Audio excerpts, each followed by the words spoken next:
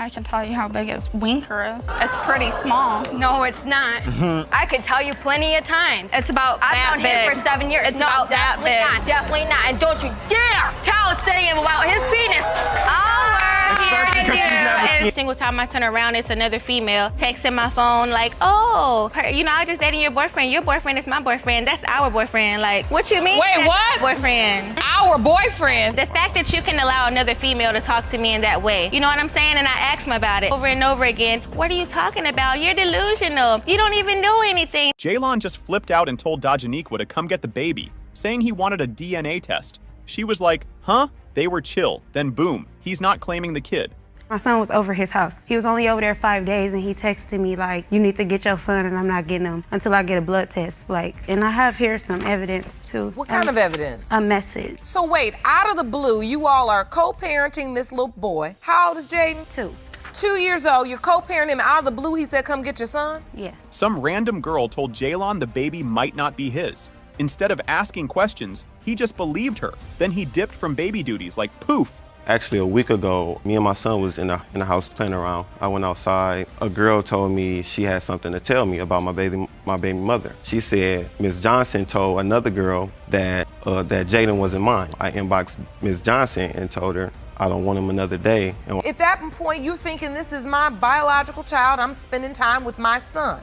Jaylon had receipts, a voicemail of Dajaniqua yelling, the kid ain't his. Everyone went quiet like, uh-oh. She said she was mad and didn't mean it. That's not your baby. You're right. That's not your baby.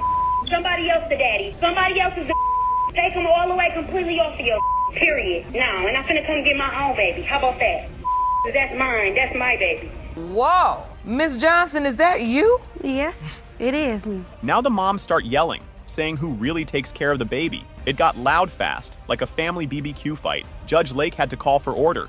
He don't have to have receipts. She know we do for No, him. for free. That you don't do nothing. It don't. I buy him stuff. It doesn't matter. He's being taken care of. Know who in your house. At the end of the day, when he's at my house and Jalen has something to do, Miss Johnson will not come and get him. I text her one time, my daughter texted her and said, can you come and get him? My mama need to go to the hospital. She never showed up. Jaylon's whole family was there when Jaden was born, all happy. They were sure he was theirs, but now it's all doubts and drama. Was the whole family there, Whole family. Mr. Taylor? I had to put him Taylor? out. Yes, Shauna. Do you remember when your son said somebody told me that the baby's not mine? Actually, I didn't hear that until just recently. She be a little too busy, so she'll never be at the home. Too busy to find out the grandchild she thinks is hers is not her biological child?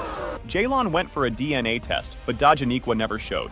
She said he never denied the baby before. Judge Lake wasn't buying that excuse. This paperwork confirms that you did go and submit to the DNA testing. Yes, Your Honor. You had it done, but what you're saying is she never showed. Yes, Your Honor. Did you not show up with Jaden, Miss Johnson? Not intentionally. But Jaden was about 9 months old when this happened. Yes. Dajaniqua said the baby had a heart murmur, like Jaylon.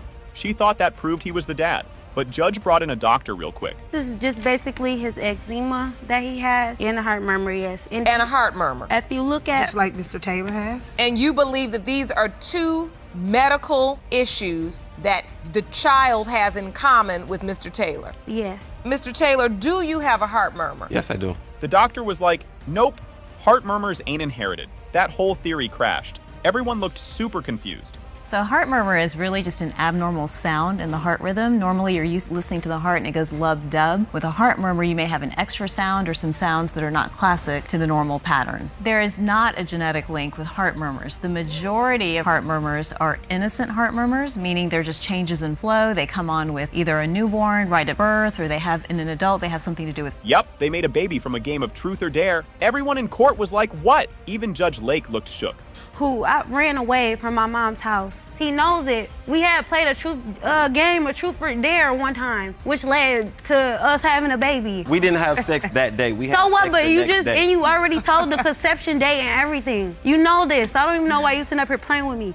She ran away to his house? She actually ran away. She started crying and said she didn't care anymore.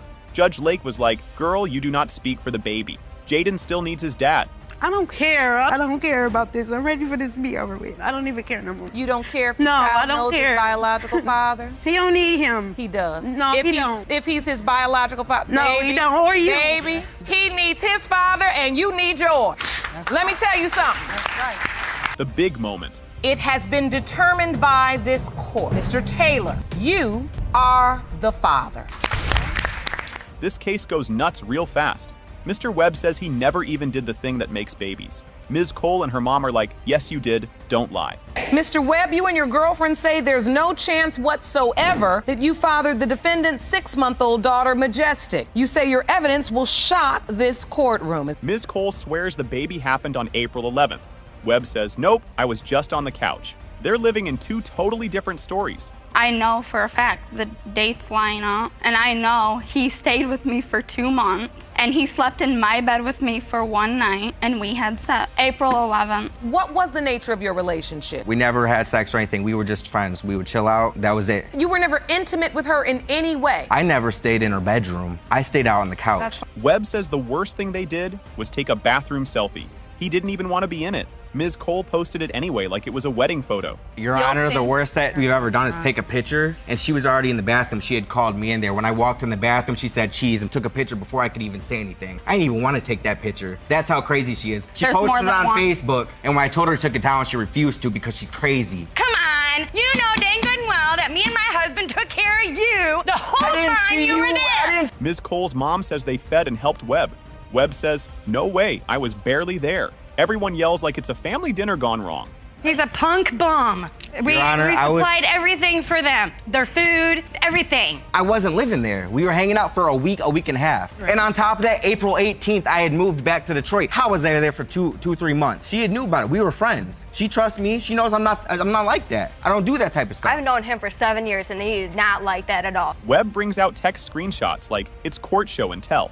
She sent him a baby pic saying it looked like him. He says, girl, that's a 3D blob. She messaged me saying, hey, I got an ultrasound. I said, okay, can we leave it at that, Tasha? It's not my baby. I'm not trying to. At this point, I'm thinking, I feel like she's trying to say that I'm the baby daddy, but just hinting, not actually saying. What came next? I told her, I said, I'm not trying to be mean. I just want this to end. She suddenly says, okay, maybe there was another guy too. Webb just sits back like, told y'all, the twist no one expected. Did he ever acknowledge that he was the father? Admitted to my cousin that he was the dad. Why manufacture all of this? I think she's obsessed with me. Something. No. I don't know what it is. I've been trying to figure out There's the one last reason year. why I'm here. Her To dad know is. for sure he's the dad. Because I did have another partner. It was a month. Ms. Cole shows a calendar like it's a homework assignment. She marked the exact baby making day. Webb looks like he wants to disappear. In red is the date you were intimate with Mr. Webb, on the 11th of April. Yeah. The window of conception is in blue. Yeah. So that's the week prior to the 11th. And then Majestic was born on the 28th of January, correct? Yes. When were you intimate with the other guy? May 15th, 16th. How do you get those two mixed up? That's over a month. How are you gonna say that you think it's him and then over a month? Then she starts talking about his private parts. Everyone cringes hard. His girlfriend jumps in ready to fight. I can tell you how big his winker is. It's pretty small. No, it's not. I could tell you plenty of times. It's about I've that known big. him for 7 years. It's no, about that definitely big. not. Definitely not. And don't you dare tell him about his penis. All we're here to do is More texts come out and it's messy. She says it's either Webb or a white dude. Even Judge Lake looks like she's tired now. These are text messages of her telling me that it's either me or the other guy. She's not even for sure. It's just until now that she decided that it's for sure 100% me. No. But does that text? Nothing about this is hard. It's not my baby, so just stop, man. This is from you. I hope you find whoever it is. It's you or a white dude. It will be clear when I see her. They start arguing over the baby's skin color. One says white, one says brown. Judge Lake's face says, seriously, y'all? That baby don't look nothing like So me. you're saying there's absolutely no resemblance? Absolutely nothing. That baby's just straight white. I ain't white, I'm brown. You're not that brown. Yes, he is. He's Puerto Rican and Indian. Yeah, he's brown. You see my skin color? Are you Obviously, blind? you've seen his body, so you know he somebody is get this girl brown. some glasses. Miss Cole, has she ever said, Mom, really the other guy's the father? Or is she really hoping Mr. Webb is the father? No. Tess says, It has been determined by this court. Mr. Webb, you are not her father. Oh, yeah. You're crazy. You need to go to a mental hospital. this story is a hot mess with extra sauce. Mr. Griffin cheated on his wife with her stepsister. Now they're in court because there might be a baby from it.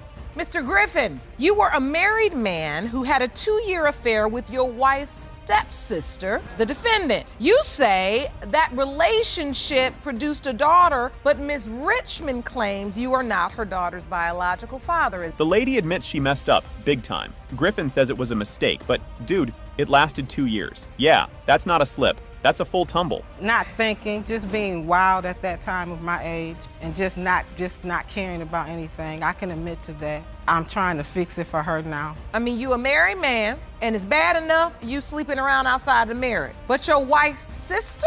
That was an honest mistake, Your Honor, but at the same...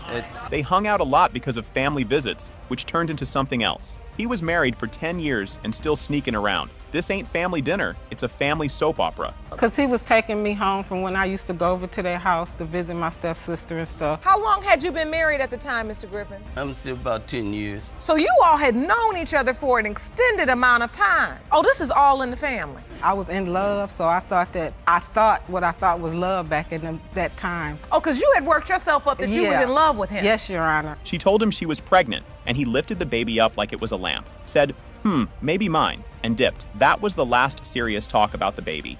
Tell him first before anyone else that he was the father. We slept together more unprotected than I did with the other gentlemen. As I remember, he said yes.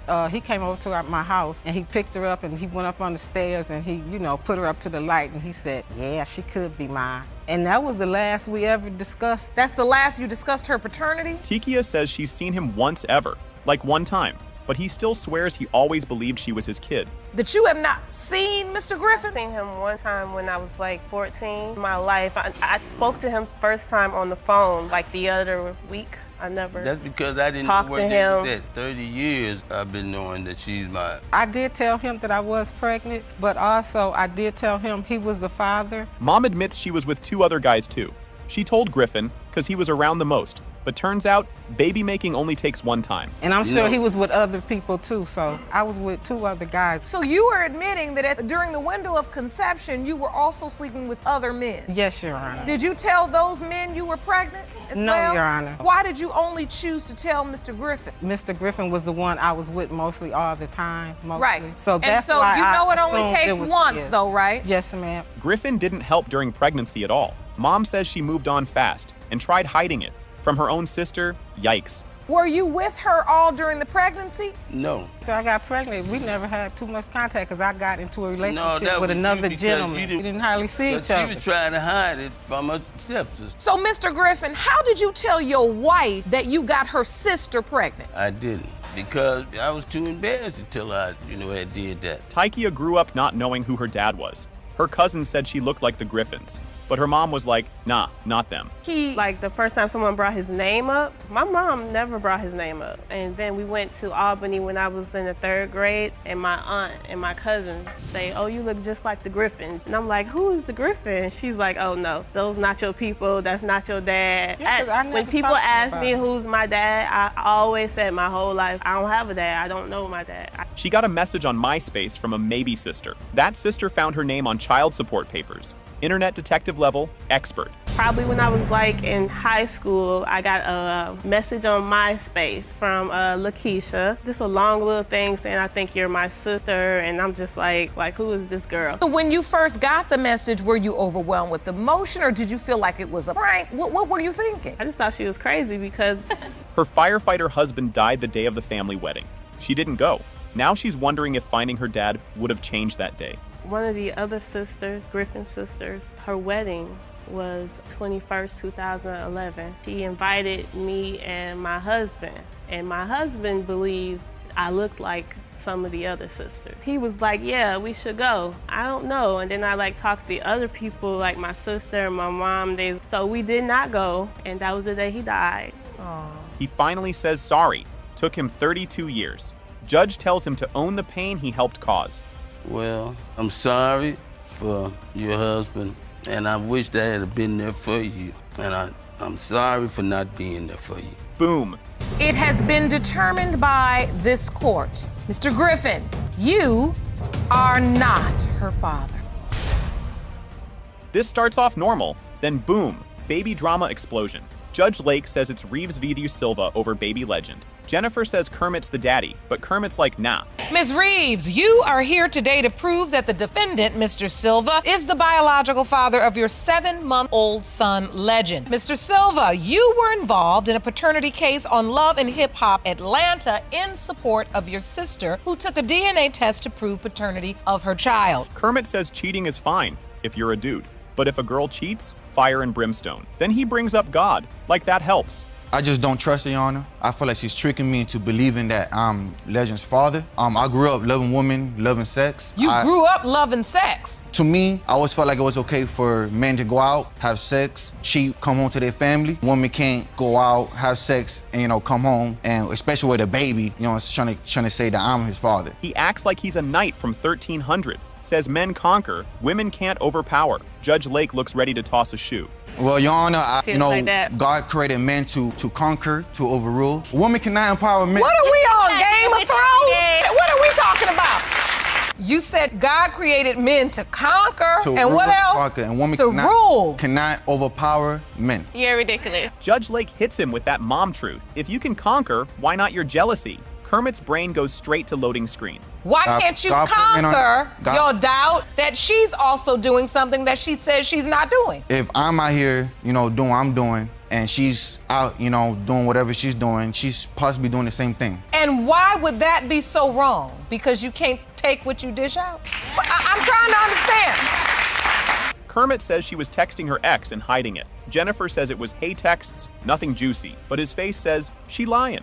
I caught her texting her ex. I caught them texting multiple times. She claims they're just friends. One day I just decided to try to go in her phone, and she changed her password on me. She was in the bathroom when I was trying to get in there, and I thought I typed it in wrong, so I tried 2-3 more times until it locked me out. Finally got out the bathroom, I was like, so you're texting your ex and you changed your password. What you gotta hide? Jennifer gets a message. We share a boyfriend. Turns out, Kermit's juggling ladies like bowling pins. Jennifer's whole brain blue screened. Single time I turn around, it's another female texting my phone like, oh, I just dating your boyfriend. Your boyfriend is my boyfriend. That's our boyfriend. Like, what you mean? Wait, what? Boyfriend. Our boyfriend? The fact that you can allow another female to talk to me in that way. You know what I'm saying? And I asked him about it over and over again. What are you talking about? You're delusional. You don't even know anything. Kermit dipped during pregnancy because he doubted it. Showed up at the end and signed like it was homework. No backup, no plan, just vibes. I did not believe I was the father, and I was not with her during her pregnancy. I was only there to be supportive during the birth. Throughout the whole time, I'm telling her I want a DNA test. In the hospital, nothing but her family was there. I was by myself. I came in. As soon as Legend was born, the doctor came in the room, straight to me and gave me the paper. I didn't want to make her look bad, so so you signed the birth certificate? Yes. He doubts, but still diapers and playtime. Jennifer loves it, but hates the gossip. Part-time dad, full-time drama. Now, Legend is 7 months old. And I've been there. Since day one. I got him clothes, everything he needed. I take care of him. I let him meet my family. I just needed this DNA test. That's the only way we could work on our relationship. That's the only way that I could continue loving my son and loving her. Because I do love her, Your Honor. You dying by that double-edged sword, right? Jennifer pulls out messages like spicy receipts. Kermit admits he lied just to be messy. Judge Lake calls him out like a boss. Like, well, I have proof right here. A girl, she messaged me basically saying that, they was talking. He was her boyfriend as well. He didn't know me. I'm just So you got a message out of the blue from another woman. And it says, he told me you were his ex and that you were pregnant, but and didn't know who the dad was. Yes, ma'am. Jennifer cries, says she wants love for her kid. Doesn't want baby Legend thinking he's unwanted. Even Kermit looks a little shook. I just feel a little hurt because, we have a beautiful baby together. And I don't want him to grow up feeling like, oh, my daddy didn't even think that I was his. I don't want him to feel like, we were just being irresponsible. I want him to love me the way that I love my parents. I want him to grow up the same way that I grew up with both of his parents in his life. You know what I mean? Kermit says baby looks like her ex. Now he's blaming faces and noses. Jennifer's ready to throw hands. The baby honestly looks more like her than me. How could I tell the baby is mine if he doesn't really even look like me for real? Look at him. What are you talking about? Her ex looks just like me. He could be her ex. It's hard for you to tell because the child looks so much like her. Yes, Your Honor. Judge opens the envelope. It has been determined by this court. Mr. Silva, you are the father. This starts wild real quick. Capel says Harris is her baby daddy and wants him to sign papers in front of his girl. He says nope and denies everything. Ms. Caples, you say you are 100% certain that the defendant is your 15-month-old son, Jason's biological father, and today he's going to put his name on the dotted line right in front of his girlfriend. Turns out they were never a couple, just hooking up. No protection, no plan, now a baby. Girlfriend's the reason he's saying nope. To be completely honest, Your Honor, me and Mr. Harris were never in a relationship. Let's clarify that now. We were just sleeping together. That's pretty much it. No, I was not, no. I wasn't. You find out you're pregnant. Obviously, you weren't using protection if there's a question that he's biological father. Yes, Your Honor. You tell him, did he immediately deny the baby, or you feel like he's just denying the baby now because of his girlfriend? You're correct. Girlfriend walks in ready to spill tea. She says Capels kept texting her man. Now the girls are low-key beefing in court. Well, basically, when we started dating, he told me about the situation and was like, I was talking to some girl. I may have a possible baby with her, whatever. As a woman, I just ended up accepting that. We continued to date and we fell in love, have our own family and kids. One day we're out with the kids bowling and she wrote him and, oh, that B and this and that. Basically, it was just always her writing every blue moon about me. Capels brings a whole calendar to prove her case. Harris says he doesn't remember being there. Judge is doing the math like a pro. As you can see, my son Jason was born January 9th, 2016. Me and Mr. Harris were intimate for 9 months, all the way up until May. We started talking around September, Mr. Harris. If you go back 9 months, 1, 2, 3, 4, 5, 6, 7, 8, 9, it'll bring you to April. He was with her for months and only knew her as Muffin, didn't know her real name at all. Judge's face says it all. He didn't even know Miss Capel's name. Is that true? When we contacted Mr. Harris and told him that Ms. Shatera Capels summonsed him for a DNA test, he said, I don't know who you're talking about. Yeah. I said, Muffin?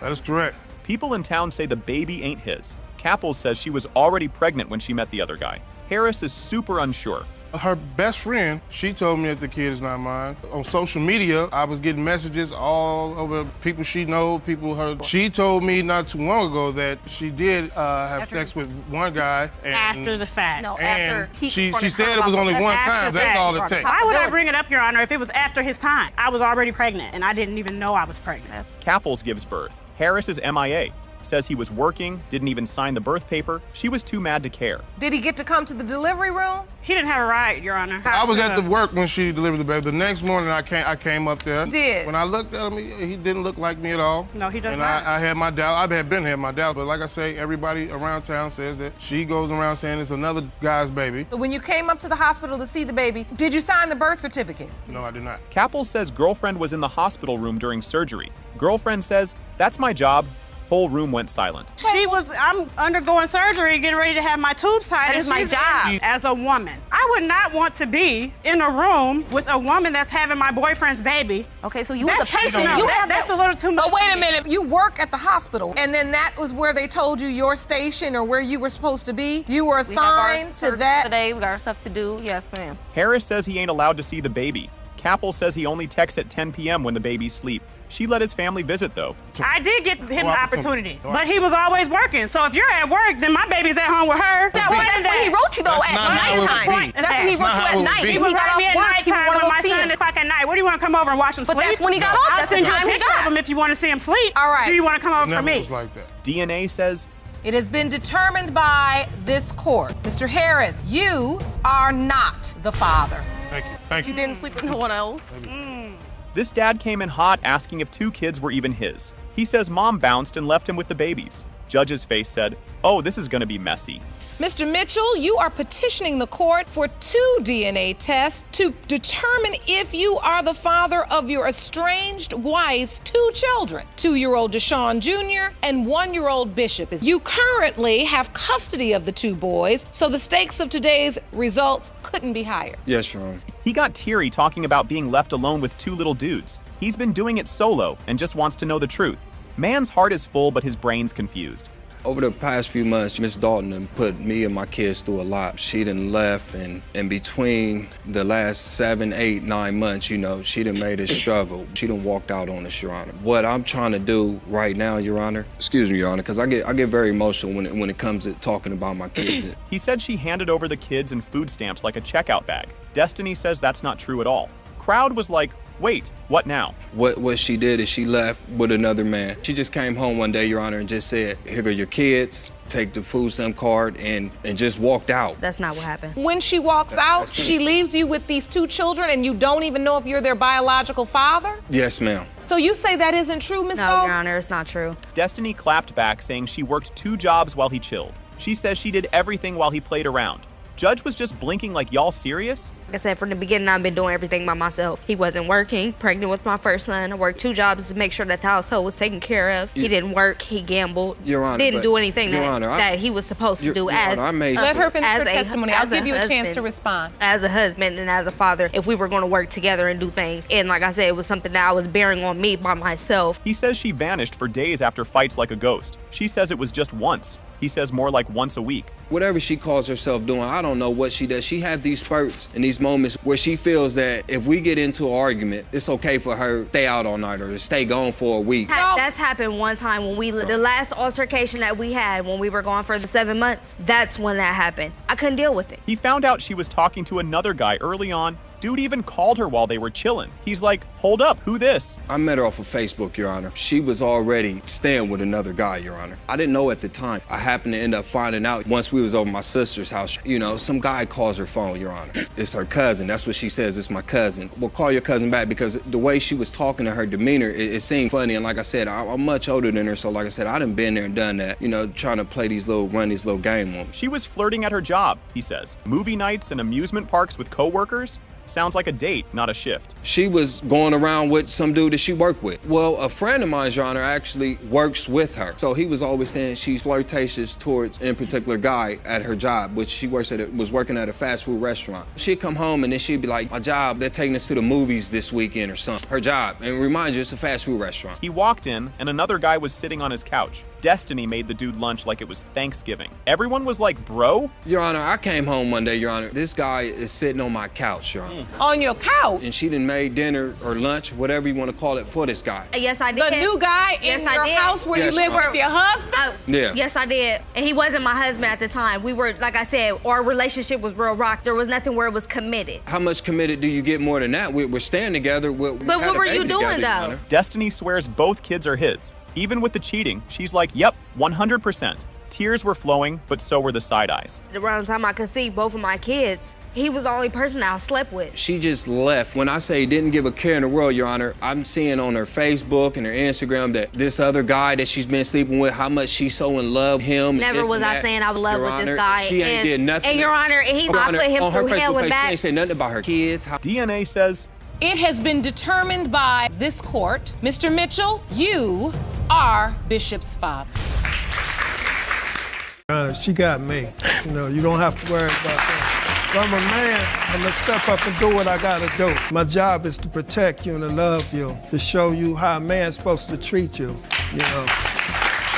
This case is already messy right from the start. Ms. Rogers says Mr. Stone got her pregnant, but he's dodging responsibility. He says it was just a fling and that she was with other guys. Things are already heating up. You say after an encounter with your elementary school sweetheart, you ended up pregnant. Has gone through great lengths to deny he is the father of your son, Christian. You say Ms. Rogers is promiscuous and it was only a casual fling. You say she has even slept with some of your friends and therefore it is impossible you are the father of her baby. Ms. Rogers runs into her childhood crush, and somehow they go from long time no see to having intimate violence twice in one day. Their fling lasted about a month before she found out he had a girlfriend. Just when you think that's the big drama, nope, it gets worse. I was at my friend's house, or I was at her boyfriend's house, and we were chilling, and he walked through the door, and I'm like, really? We was talking, laughing.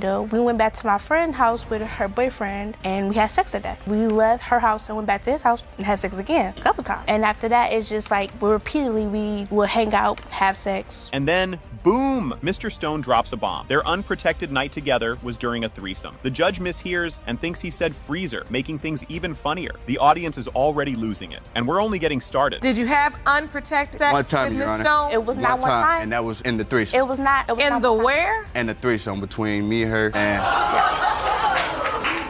We had a threesome. The night I found out that he had a girlfriend, we had a threesome. Jerome, at first I thought he said in the freezer.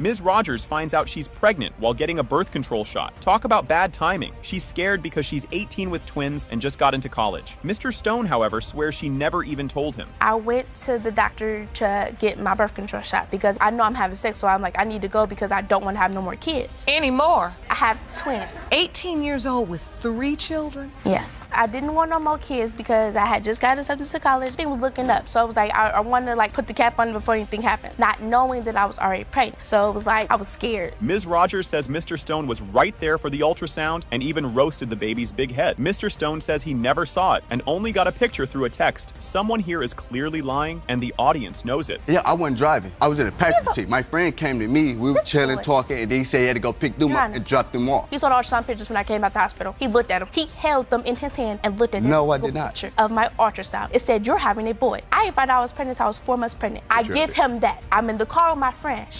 They had been over my house. They was like, I said, can you take me to my ultrasound? She said, okay. Now we've reached the math part of the drama. Ms. Rogers says the doctor confirmed the baby was conceived in November, which lines up with their fling. Mr. Stone, though, is looking at the timeline like it's an impossible puzzle. The lady said that I got pregnant during the beginning of November. No, Your Honor, we were intimate between the 17th and the 22nd. My birthday is the 24th. It was the week before my birthday. We had been having sex for almost a month. We started having sex at the end of October towards the end of November. It was the beginning, like the mid-November. Ms. Rogers pulls out text message receipts where Mr. Stone calls the baby my baby. Now he's backpedaling, saying he got attached but still isn't sure. At this point, everyone is just waiting for that DNA test. This is the first time he's seen this. Let me tell you something. When me and him talk, this is his baby. This is really baby. He says my baby. He does not say the baby. He says my baby. Text messages. The messages say, from Mr. Stone, what are you doing? And you say, sitting here. And Mr. Stone says, oh, okay, I miss Nugget. You write, okay. And then you write back, Mr. Stone, when can I have my baby? And then, boom, plot twist.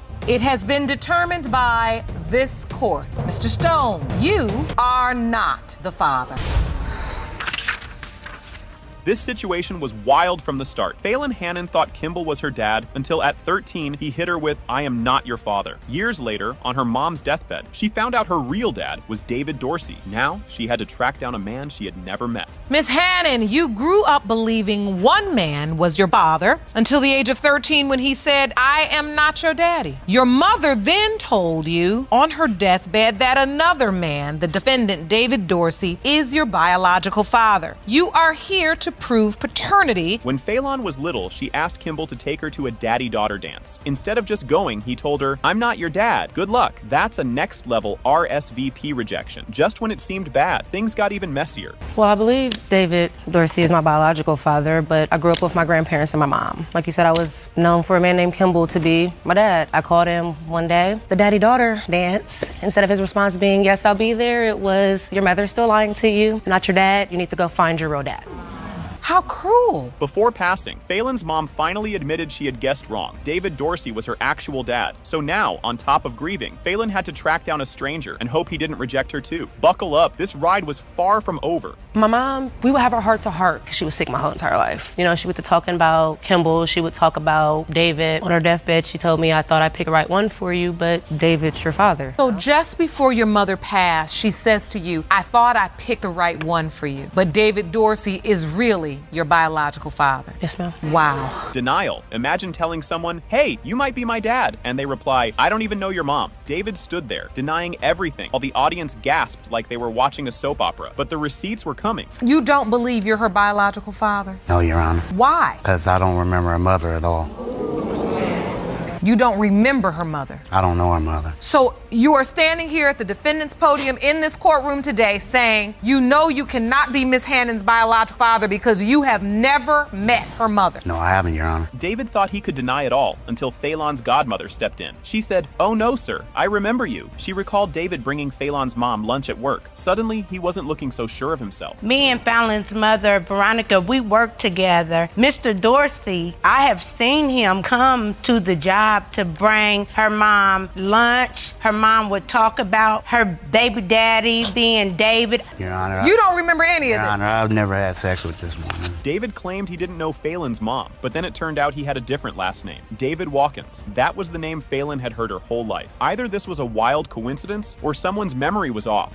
Because I remember her mom talking about a David. That's your dad. Oh, wait, But it this was is David Watkins. Dorsey. You said David Watkins. It was a David My name used to be David Watkins. I was adopted, and he changed my name to Watkins. And then when I got grown, I changed my name back to my dad's name. So what are you thinking? You thinking this woman just made this up? Your Honor, I don't know this woman. David's daughter, Melody, walked in and was like, "Dad, stop playing." She hugged Phelan and said, "That's my sister." If David wouldn't claim Phelan, Melody was going to do it for him. I love you too. That's my sister. You know, I don't mean to disrespect my dad, but my dad was a Rolling Stone, okay? So he was the man, and like, he was very known on the North Side for being David Watkins, you know, the Slayer. Melody revealed that people had always said Phelan looked just like her. She even saw Phelan's picture and thought, "That's literally me." Meanwhile, David was still like, "I don't know. I don't remember. Sir, do you need glasses?" There's this girl that looks like you. She looks so much like you. Can you please just get in contact with this girl, please? Because you look so much like her. Went onto Facebook, you know, and I looked up her name. When I seen her face, I was like, if that's not me, maybe about a good 50 pounds ago, I mean. Even David started questioning himself. He admitted Phelan looked like him and his daughter, but stuck to his "I don't remember" story. No worries, the DNA test was about to settle this. I feel sorry for her. Is there any part of you that says, if she is my daughter, I've missed out on 30 years of this woman's life, this young woman, this beautiful, smart young woman, I've missed out on her life? Yeah, I'm torn that way too, though. I feel one kind of way, but then I feel bad if I missed out on her life, if I am her father. Judge Lake opened the envelope and the room went silent. The result? It has been determined by this court. Mr. Dorsey, you are not the father. This case is already a mess before it even starts. Miss Lockridge is 100% sure Mr. Tidwell is the father of her 10-month-old son, King, so she dragged him to court to prove it. Meanwhile, Mr. Tidwell looks lost, claiming they weren't in a real relationship and saying someone else must be the dad. Buckle up, this is just the beginning. Ms. Lockridge, you've dragged the defendant, Mr. Tidwell, to court because he has refused to acknowledge your 10-month-old son, King. You are 100% sure he's the father and claim today's results will prove your case. You say you were never in a serious relationship with Ms. Lockridge and you were stunned when she told you she was pregnant. Dispute. If confusion was a sport, these two would be gold medalists. Miss Lockridge says Mr. Tidwell has been a total ghost. No diapers, no clothes, no visits. She's taken long trips just for him to see the baby, and he still barely tries. Mr. Tidwell swears they were just hooking up and calls her obsessed. Oh, buddy, you have no idea what's coming. Your Honor, Mr. Tidwell does not have a relationship with my son. The only time he's actually seen my son is when I've made it a convenience for him and brought him to him. That means traveling 4 hours on bus. He hasn't helped with diapers. He barely helped with any clothes,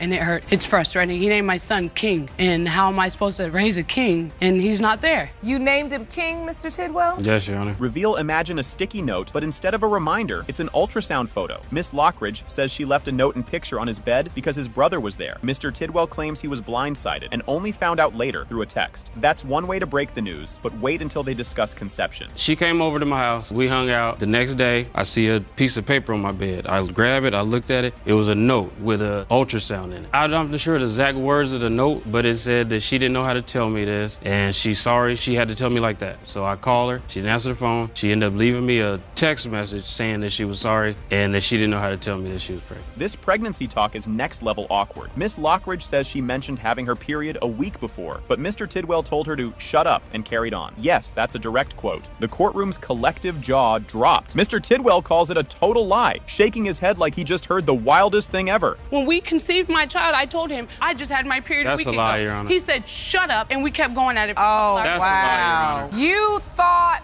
that he wanted or didn't mind if he got you pregnant. I mean, he just got another girl pregnant 4 months prior, and I asked him, what you gonna do about it? He said, if it's mine, then I'm gonna take care of it. So next time I come over, heck yeah, I'm excited. This is the part where the audience starts shaking their heads. Miss Lockridge kept him updated on Dr. doctor's appointments and even sent baby heartbeat recordings. He still didn't show up. She went through 36 hours of labor alone, and a nurse had to get special permission to stay with her. And just when you think he looks bad, it gets worse. He didn't care about, I texted him when I was every doctor's appointment. I even sent him voice recordings of the heartbeat, all that. Like, when I had my son, I was in labor for 36 hours completely by myself, to the point where the nurse that was with me, she had to call the doctor and ask the doctor if she could stay with me because I was by myself. This is like a game of telephone gone wrong. Mr. Tidwell's mom says Miss Lockridge ditched the baby on them for 2 weeks. Miss Lockridge says she asked them to watch him while she worked. Mr. Tidwell swears she disappeared and later returned with a mystery man. The drama just keeps piling up. I don't understand how a mother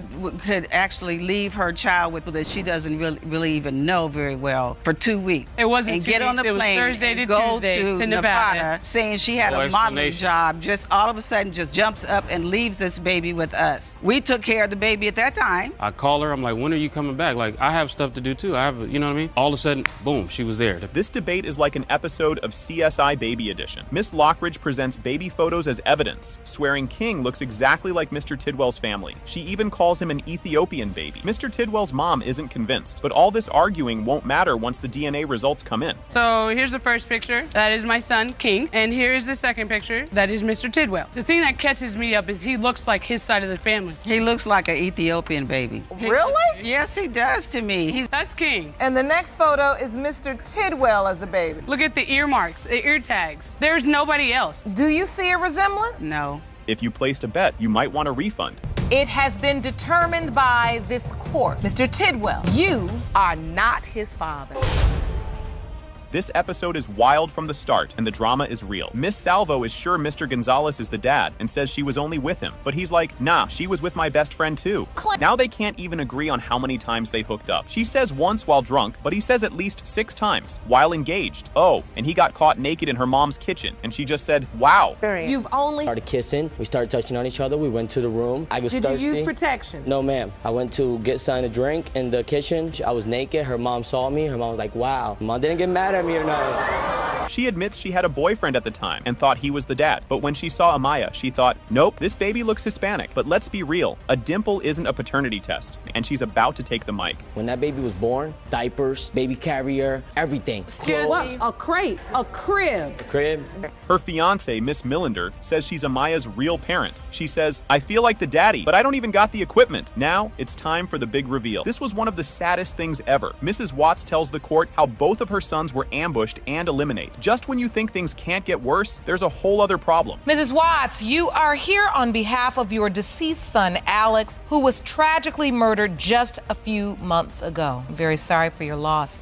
You stand here on his behalf because you doubt he fathered the defendant's 20-month-old son, Caden, and you have asked for a DNA test to determine the truth. Losing her sons was bad enough. Now she has to wonder if Caden is really her grandson. She explains that Alex never fully claimed the baby, which makes her suspicious. Now she needs a DNA test to get the truth. I was told that my son Alex had been taken to the hospital in critical condition. When I got to the hospital to see Alex, he had passed. He had died on arrival. My heart, this has been very difficult for me. I am so very sorry. Where you have now had to live with a doubt as to whether or not this beautiful little boy, Caden, is in fact your grandchild. Yes. Ms. Cheryl is 100% sure Alex is the dad. She even shows a cute video of Alex and Caden together. But then the court digs into her past statements and things start looking sketchy. The relationship was like a father and son bond relationship. They were like 2 peas in a pod. Alex loved Caden to death. Yeah, because like you don't hear what I'm saying?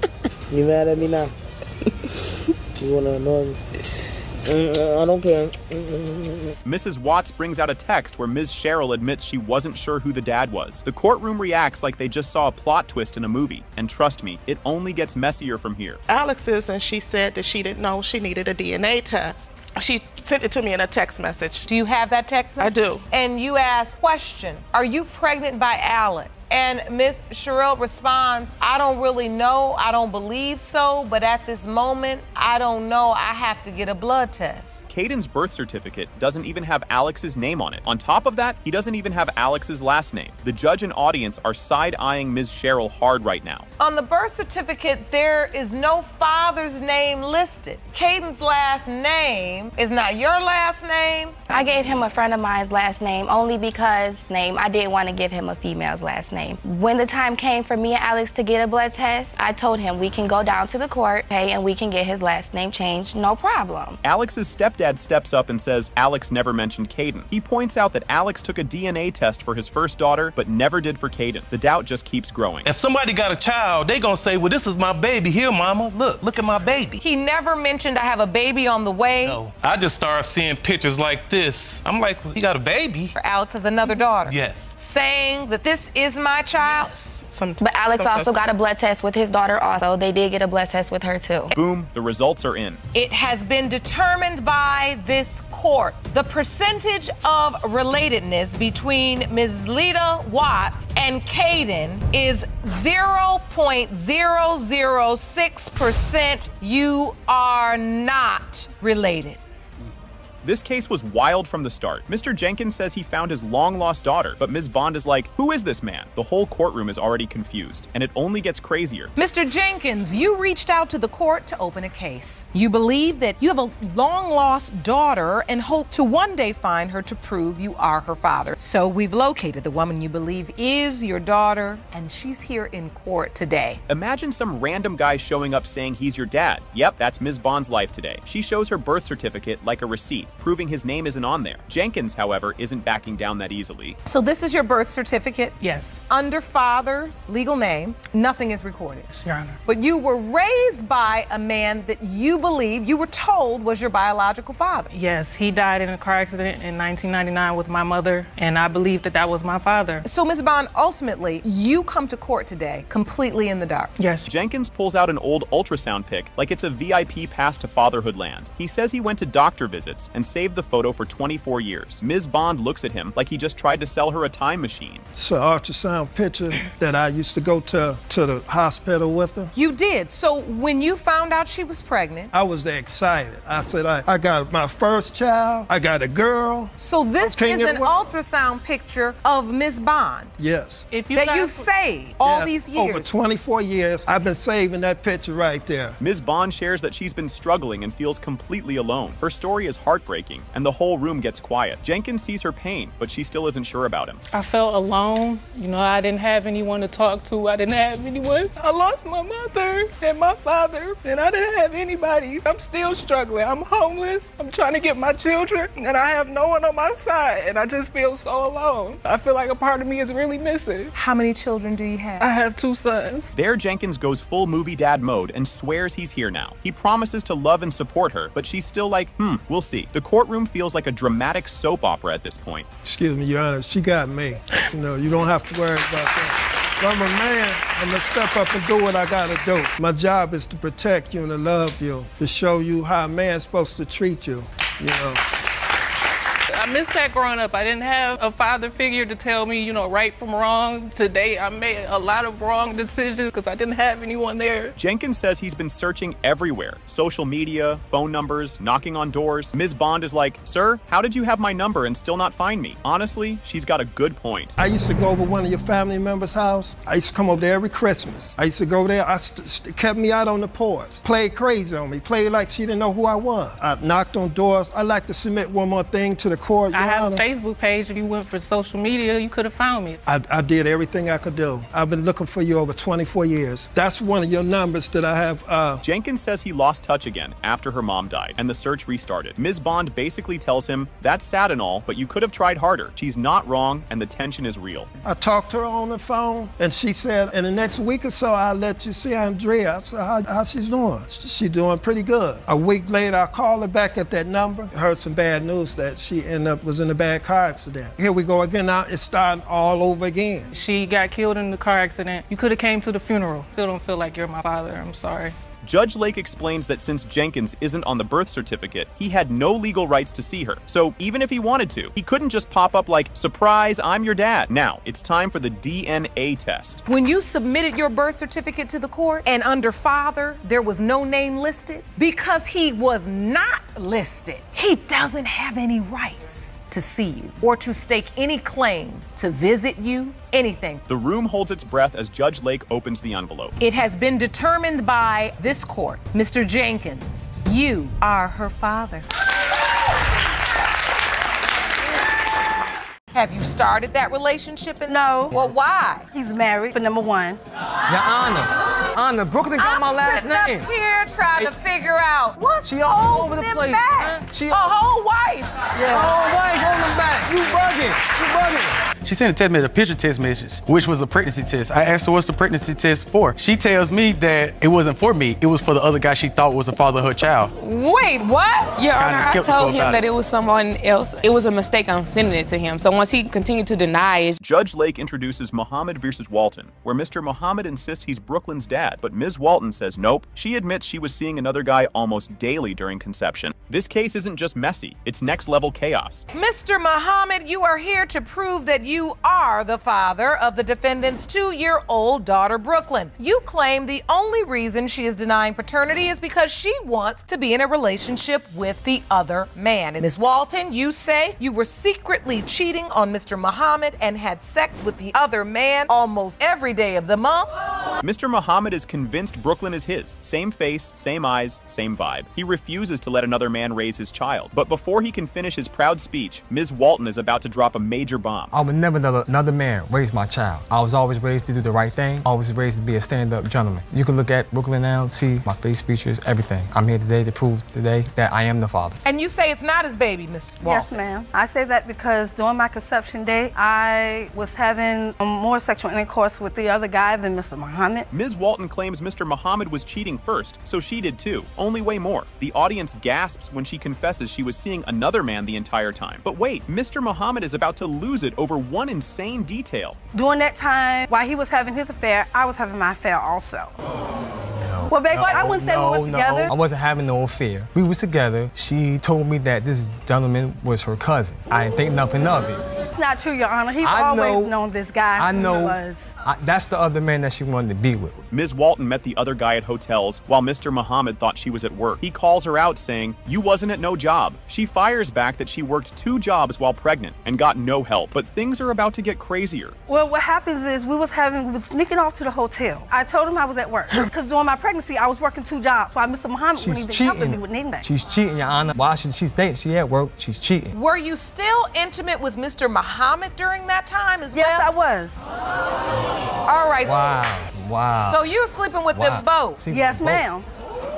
Mr. Muhammad checked her phone while she was asleep. Bad for her. Jackpot for him. He found texts and pictures confirming the affair. Worst part? The messages revealed she was pregnant. What happened was I came home, she sleep, looked at her phone, I started seeing a full-fledged text messages about having sex, all that stuff. Y'all having a full relationship. So you had I had no idea about this man. She told me in the beginning that was a cousin. I ain't thinking nothing of it. I'm thinking it's a family member. You stop having sex with me. Ms. Walton told the other guy about the baby before she told Mr. Muhammad. Imagine finding out your child exists through text to another man. He didn't even hear it from her. His family told him first. Took the cell phone and he had confronted me about the text message and he had asked me, well, whose child is it? And I told him, I said, it's his child. It's not yours. My recollection of it is that I'm thinking that the baby's mom. We already had one child together. Like I said, we was in a relationship, and I'm thinking I'm the only one that she sees from. I did not know nothing about the gentleman. If you look at Brooklyn and look at me, we look alike, similar alike. Everything is alike. Mr. Muhammad swears Brooklyn was conceived February 21st at his mom's house, down to the sink. Ms. Walton says it was February 5th at her place. Problem? She was with both men that whole week. The date was February 21st in my mama's house, in the bathroom. She was in the mood. She go to the bathroom. I go to the bathroom after. That's the date that we have Brooklyn. Do you remember this day, Ms. On the Walton? sink. Your Honor, I remember us having sex at my house, not his mother's house. That you conceived your daughter, Brooklyn, in your mother's bathroom on the sink. Yes, ma'am. She straight up admits she hopes Brooklyn belongs to the other guy because he'd be a better dad. Mr. Muhammad is shook. Turns out the other man wanted a paternity test too. She want this baby to be his. Like I said, I know the baby. First time I held Brooklyn, I didn't get to see Brooklyn until she was 6 months old. First time I held Brooklyn, I already know that she's mine. It's certain characteristics that's mine. That's the day she was born. I didn't even get to see that. I didn't get to see none of that. And did you tell this other guy I'm pregnant? Yes, I told the other guy I was pregnant. Never told me nothing. But you didn't tell Mr. Muhammad? No. I told Mr. Muhammad after I confirmed it with the doctor. Mr. Muhammad swears Brooklyn looks just like him. He even pulls out pictures for proof. Judge Lake shuts it down saying, "We don't do DNA tests with our eyes." But the biggest shocker is coming. Brooklyn looks like my oldest daughter. If you look at them two girls right there, that's alike. That's my first daughter right there. She full. My babies right there. Look at me and look at them. No, my babies right there. Yeah, they may be your babies, but I'm taking care of them. Oh, I take care of them too. No, you do not. I ask you all the time. Listen. Plot twist, the other guy is married. The courtroom loses it. Judge Lake sarcastically points out why he isn't stepping up. Mr. Muhammad is completely done. Have you started that relationship? No. Well, why? He's married, for number one. Your Honor, Brooklyn got my last name. I'm here trying to figure out what's she all over the place. Back. She a whole wife. Yeah. A whole wife on the back. You bugging. Judge Lake opens the results. It has been determined by this court. Mr. Muhammad, you are the father. Yes. I know what I'm talking about, baby. I know what I'm talking about. This case is a mess from the start. Ms. Palmer is furious because Mr. Ross denies being the father of her baby, Jace. Mr. Ross insists she's after his money, but the relationship history is even wilder. You opened today's case because the defendant is denying he fathered your 3-month-old son. You recently met your own father for the first time and refused to have your son grow up without his father like you did. You say pinning her child on you because you have money and you are in court to prove once and for all you are not her child's father. They went from strangers to lovers in 24 hours. Mr. Ross claims they always used protection, but Ms. Palmer calls that a lie. He wanted a real relationship, but she wasn't ready, making the baby timeline extra messy. Your Honor, first of all, we used condoms every time we had sex. We never used condoms, Your Honor. He's denying your child, as we can see, Ms. Palmer. You're raising the child alone. Yes, Your Honor. With absolutely no help from Mr. Ross. Jace is 3 months old. You're denying that this baby is yours, Mr. Ross, because you say you use condoms throughout the relationship. Yes, Your Honor. What was the nature of this relationship? We were just friends with benefits, Your Honor. The math isn't adding up. Ms. Palmer says she only slept with Mr. Ross when she conceived, but she met him the day before. She's sure he's the dad, but his next revelation changes everything. I met someone before him, and then it's just like when I started talking to him, it was just only him. But the month before, Your Honor, she told me she was else. talking to somebody. I was talking to someone the previous month, yes. But the month that I met him, no. Did you find out you were pregnant? And I was telling my friend, I said, something's not right. And she told me to come over, and we're gonna do a pregnancy test. We went to the store, we purchased 4 pregnancy tests. I took 2, both of them came back positive. Ms. Palmer accidentally sent her positive pregnancy test to Mr. Ross, then said, "Oops, not for you." She admits she thought another man was the father first. Mr. Ross sees this as proof she was guessing who the dad was. She sent a text message, a picture text message, which was a pregnancy test. I asked her what's the pregnancy test for. She tells me that it wasn't for me, it was for the other guy she thought was the father of her child. Wait, what? Your Honor, I told him that it was someone else. Accidentally send this pregnancy test to Mr. Ross, but you thought you were sending it to the other guy? It was a mistake on sending it to him. So once he continued to deny it. She already tested another guy. He wasn't the dad. As soon as she got the result, she asked Mr. Ross to take a test, which he refused. Despite denying the baby, he was still texting her about being a father. In the beginning of August, me and the alleged father, we got a DNA test. And the results came back. I immediately contacted Mr. Ross. And what did you say when you reached out to him? I asked him to do a DNA test for me. He told me that he was not the father, and then it's just like got to the point where he wanted to, he started claiming my son, sending pictures, everything. Made the statement of he would help me buy a car seat. Ms. Palmer swears Jace looks like Mr. Ross. He argues the baby doesn't have good hair, but Judge Lake shuts that down. With looks proving nothing, Ms. Palmer brings up child support. I mean, it's obvious my son looks like you. My son has the same lips, the same eyes. My son has short limbs. I'm tall, obviously, Your Honor. Yeah. He even told me that my son is not his son because my son doesn't have good hair. We know babies come in all shapes, sizes, and colors with all different textures of hair and everything else, and we don't talk about everything about this baby as innocent and good. She demands a DNA test or child support. His choice. Mr. Ross refuses to pay for a test, saying they should have done it at the hospital. Judge Lake reminds them both they handled things poorly. Before I even send you any kind of money, you're gonna have to get a DNA test in, because I'm not finna just give you no money. He told me he was not gonna pay for one. Because that's the case, she could have just told me I was the father when she thought the other guy was, and we wouldn't have to do that. We had to do it at the hospital. First thing she told me, she said, well, I'm gonna put you on child support. I know how to handle this. I mean, I do. You tell Why me. should I continue to make you or anything like that to take care of your son? Mr. Ross claims another possible father is his cousin's friend. Ms. Palmer denies cheating, insisting there were only 2 men. None of it matters now. The DNA results are in. Yeah, and she was messing around with more guys because the guy she thought was her father, he actually is my cousin's friend. And I actually know the guy. I didn't know they knew each other. He told me I wasn't. He didn't tell him anything because once I got my DNA test, that was it. I was not cheating on him. And it wasn't with me. He told me, he was like, are you the father of Jessica Child? I said, no. He said, well, I'm not either because I took the DNA test. Judge Lake reveals the truth. It has been determined by this court. Mr. Ross, you are the father. Mr. Fisher had no idea he was signing up for an emotional roller coaster. He unknowingly signed Sophia's birth certificate, thinking all was good. A month later, bam, Ms. Doyle admits she cheated, leaving him heartbroken, but still deeply loving Sophia. Mr. Fisher, you claim you made the biggest mistake of your life by signing the birth certificate for 2-month-old Sophia. You say your fiance dropped a bomb on you just 1 month ago and admitted you may not be her father. Yes, Your Honor. Just when you think it can't get worse, Ms. Doyle explains, she confesses but hopes Mr. Fisher is still the dad. She praises him for being the perfect boyfriend, but their relationship is hanging by a thread. Ms. Doyle? I think that he is the father. I know 100%. I mean, he was there through the whole pregnancy. He does everything for me. He works. He supports our family. He runs my baths. He cooks my food.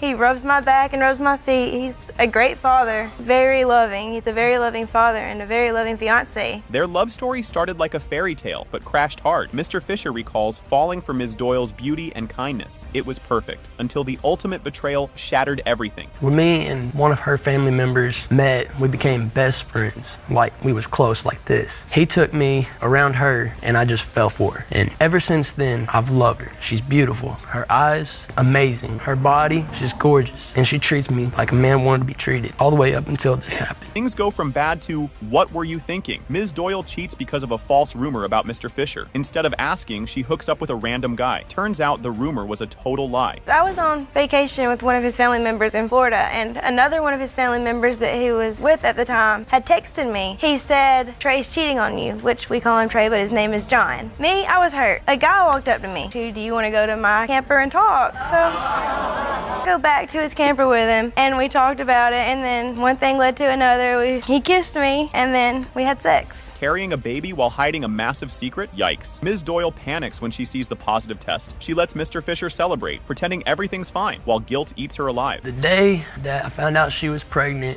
she had threw up like 3 or 4 times because she was feeling sick. We purchased the pregnancy tests, went back to the house. She took them. One had a faint line, and then one had both lines. And I was happy. That was the best day of my life. Mr. Fisher, clueless, decides to propose. Ms. Doyle's inner voice screams, "Tell him!" But she says nothing. She smiles, takes the ring, and the secret stays buried. I told her, I went to work that day, and I was thinking about proposing to her because I love her. She's my world. I got home that day. I had the ring in my pocket. I told her how I felt. I said, I love you. You're my world. You're everything I've ever wanted. I want to take this family to a whole nother level. Will you marry me? And she said yes. The best day turns messy. Mr. Fisher cheers Ms. Doyle on, signs the birth certificate, and beams with pride. Meanwhile, she's silently panicking, knowing the truth will come out soon. When she was giving birth, I held her hand. I felt like I was the dad, which at the time, I kept telling her, push, push. I want to see my baby.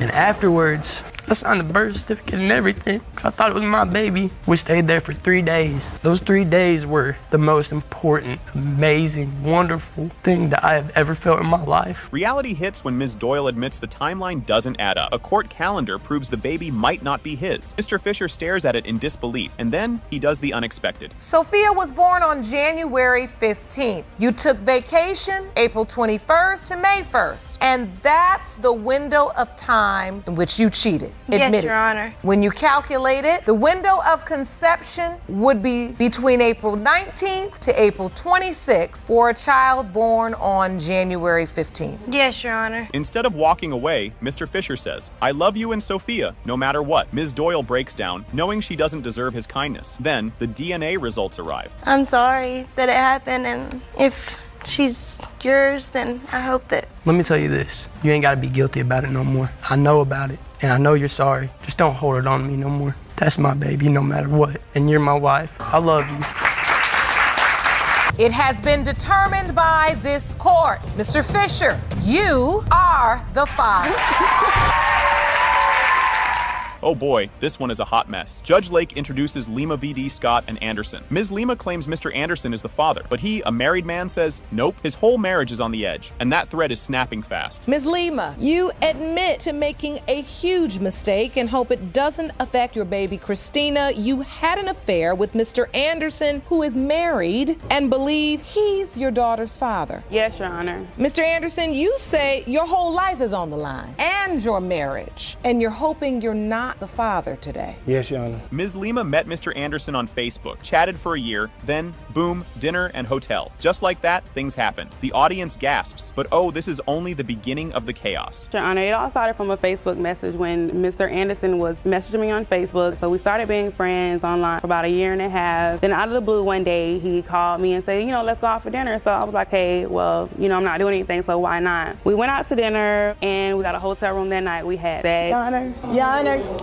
Ms. Anderson finds out when she messages Ms. Lima. She asks who she is, and Ms. Lima confidently responds, I'm his girlfriend. Then Ms. Anderson drops the bomb. I'm his wife of 10 years. The audience losing it. A few minutes later, his Miss Anderson, you know, she inboxed me and say, like, who are you? So, you know, said, I'm his girlfriend of a year, so who are you? I'm his wife of 10 years, you know. Really? Yes. No, I did not know he married. He did not show any signs of marriage or anything. Was this true? I'm just sorry, Your Honor. I just want to say I'm sorry to my wife and my family and my kids. Mr. Anderson gives the worst excuse ever. He cheated because of an argument. Brother, instead of apologizing, he picked cheating. This man needs serious decision-making skills. You know, me and my wife, we had a bad, argument. I decided to go out and take Miss Lima out one night. And me and her went out to, the hotel. I brought her roses and, we had sex that night. Is Miss Lima's assertion that this went on, she told your wife she was your girlfriend for a year? Well, that's not one night. Mr. Anderson swears it was one night, but Ms. Lima laughs. She says it was every weekend for 2 years. Then she describes his house. Ms. Anderson's face, pure rage. You say this only happened this one night. It was a one-night stand. You never saw her again. How often would you see Mr. Anderson? We've seen each other for 2 years, every weekend, Saturdays and Sundays. Was it strange to you that you only saw him on Saturdays and Sundays, or you thought he was working during the week? Not really, because I went to his house numerous of times. Excuse me.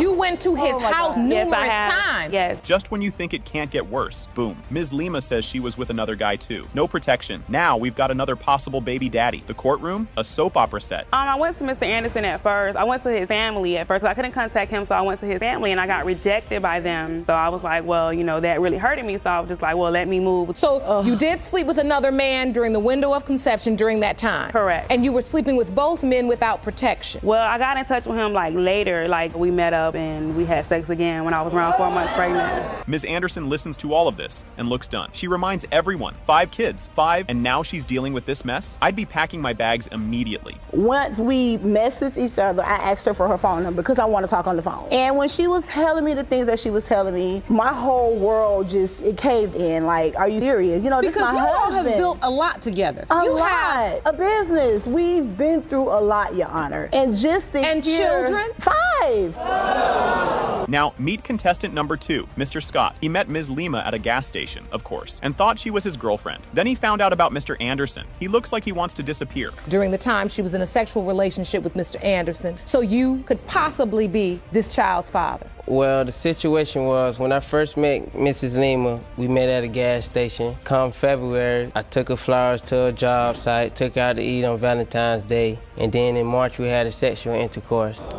Mr. Scott wasn't sure if the baby was his. He thought she looked like him, but didn't want to get attached. At this point, everyone's just waiting for that DNA test. Have you met the baby? Yes, Your Honor. You have? Do you come visit her regularly? No. Why? Because I have doubt in my mind that she may or may not be mine, Your Honor. Look at her. Do you see a resemblance? Yes, I do. Ms. Lima, when you look at your child, do you feel like she looks like one man or the other? Mr. Anderson has a child that she looks exactly like the way her eyes You know what his is. kids look like? Yes. It gets gets worse. Ms. Lima met Mr. Anderson's kids. He brought them along to meet her. Ms. Anderson looks like she's about to throw a chair. And honestly, who could blame her? He bring the kids around me, like when we meet up and when he give me money, like he'll bring the kids. Give her money? Are you serious? That is not. That's how you feel? He bring the kids with them? Yes. I'm not sure who they thought I was. That's how you feel? Who is she? They auntie? That's not. What are your hopes today, Miss Lima? Do you want this to be your child father? Yes. Or do you want this to be your child? No, you don't. Father. He's more. You want the baby dad to be the baby dad, and it's not him. No. Judge Lake opens the envelope. BAM. Is the father of 1-year-old Christina. Mr. Scott, you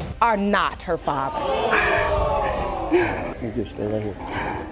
This case had everyone hooked from the start, like a reality show gone wild. Ms. Hawthorne storms in, accusing Mr. Brown of ghosting her after getting her pregnant. Mr. Brown fires back, calling her a liar who's trying to trap him. The way they're arguing, you just know it's about to get messy. You are here today because you say your high school sweetheart is a smooth-talking deadbeat who got you pregnant 3 years ago and is now denying your baby. Mr. Brown, you say Ms. Hawthorne is a desperate liar who will say and do anything in order to have a family with you. You claim there is no way you could have fathered her child. Just when things seem calmer, the long-distance drama kicks in. Ms. Hawthorne says they met online in high school, and she was loyal until he started seeing other girls. Mr. Brown shrugs, saying staying faithful from different cities was too hard. Judge Lake's face says it all. That excuse won't work here. So you went to high school together? No, we were separate. He's in Chicago and I'm in the suburbs. We were dating online. That's how we found out about each other.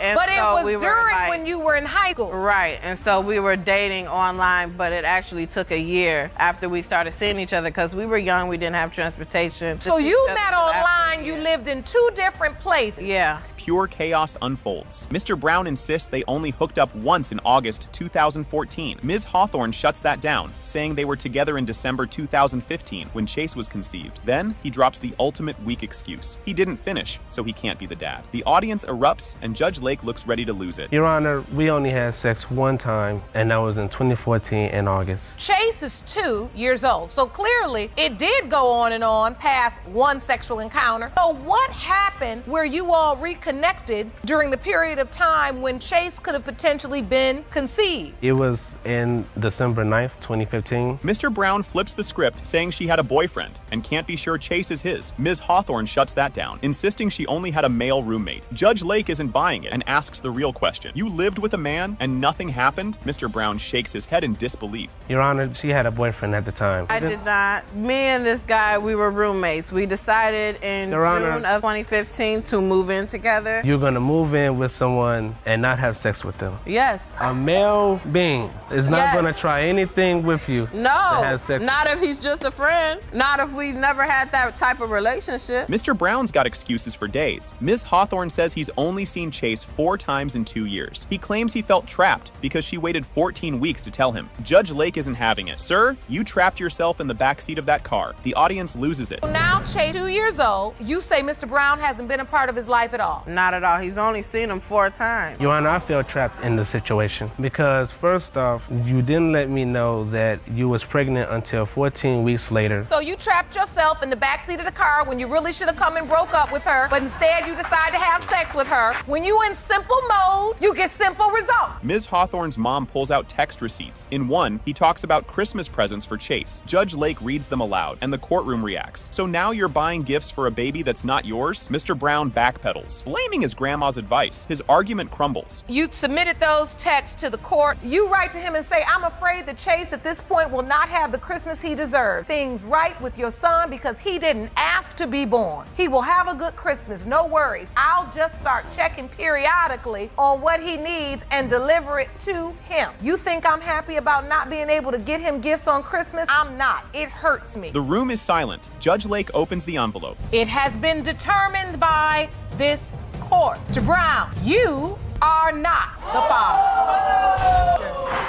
This courtroom is about to go off the rails, and we're only 5 seconds in. Judge Lake kicks things off with the case of Greer versus Thompson and Tolles. Ms. Greer drops a bomb right away. She cheated on Mr. Thompson on purpose just to get revenge. Now she's standing here confused about who her baby's father is. If that's not messy enough, just wait, because things only get crazier from here. You are the mother of 1-year-old Lanaya. You say you regret cheating on the defendant, Mr. Thompson, as an act of revenge to hurt him. This might be the pettiest revenge plan ever. Not Not only was he there for the birth, but he... Okay, that's my ex-boyfriend, so... Baby father. Okay, so you see this picture posted with true love by it. Reads the DNA results. Everyone in the courtroom holds their breath. Get ready for the biggest shock of the day.